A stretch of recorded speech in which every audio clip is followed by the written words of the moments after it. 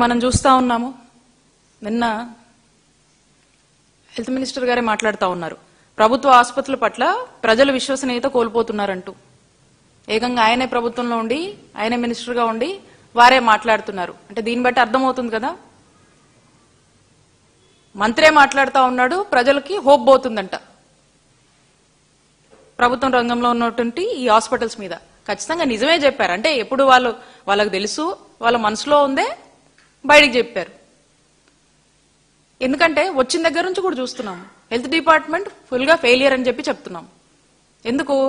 ఈ medical college ని privatisation చేస్తున్నారు, ఆరోగ్యశ్రీని ఎత్తేస్తున్నారు, ఉన్నటువంటి నెట్వర్క్ హాస్పిటల్స్ కి ఇవ్వాల్సినటువంటి సుమారు 3,600 కోట్ల బకాయిల్ని వాటి మీద కూడా ఏ స్పందన లేదు, వాటిని వదిలేశారు. ఈ ఉన్నటువంటి 108 అంబులెన్సెస్ కూడా టైంకి రావట్లేదు, ప్రజల ప్రాణాలు పోతా ఉన్నాయి, రిక్రూట్మెంట్స్ జరగట్లేదు. ఏ హాస్పిటల్కి వెళ్ళినా కూడా అక్కడ మందులు లేవు, దూది లేదు, సూది లేదు అన్నట్టుగా, అక్కడ ఏమీ అరాకొరా అన్నట్టుగా ఈరోజు వీళ్ళు వైద్య సేవలు అందిస్తా ఉన్నారు. కాబట్టి వాళ్ళకే కాన్ఫిడెన్స్ లేదు, ఎందుకంటే వాళ్ళు ఏం ఎఫర్ట్స్ కూడా పెట్టట్లేదు. వాళ్ళు ఎంతసేపు ఏంది ప్రైవేటైజేషన్ అని చెప్పి ప్రైవేట్ వాళ్ళ చేతిలో పెట్టాలి, వాళ్ళు ఎవరో చూసుకుంటారులే, మాది కాదు ఈ బాధ్యత అన్నట్టు ఉంది.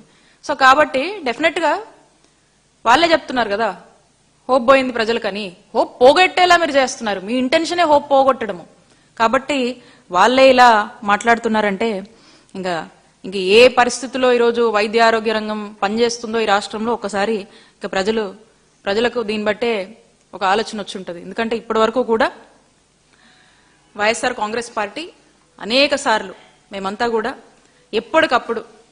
ఎప్పటికప్పుడు ఏ ఇష్యూ వచ్చినా కూడా ఇది ప్రజలకు ఇబ్బంది అవుతుంది, వైద్య ఆరోగ్య రంగాన్ని చంపేస్తున్నారు, ఆరోగ్యశ్రీని చంపేస్తున్నారు, ఉరిదీస్తున్నారు, వైద్య ఆరోగ్య రంగాన్ని నీరు గారుస్తున్నారు, ఇది తప్పు, ప్రజలకు ఇబ్బంది అవుతుంది, ప్రజలు సఫర్ అవుతున్నారు, మీరు గ్రౌండ్కి వచ్చి చూడండి అని అనేక సార్లు మేము ప్రతి సందర్భంలో కూడా ఇవన్నీ చెప్తూనే ఉన్నాము. అయినా కూడా ఇవన్నీ గాలికి వదిలేసి చంద్రబాబు నాయుడు గారి ప్రభుత్వం ప్రైవేటైజేషన్ దృష్టిగా మరి ముందుకు వెళ్తుంది.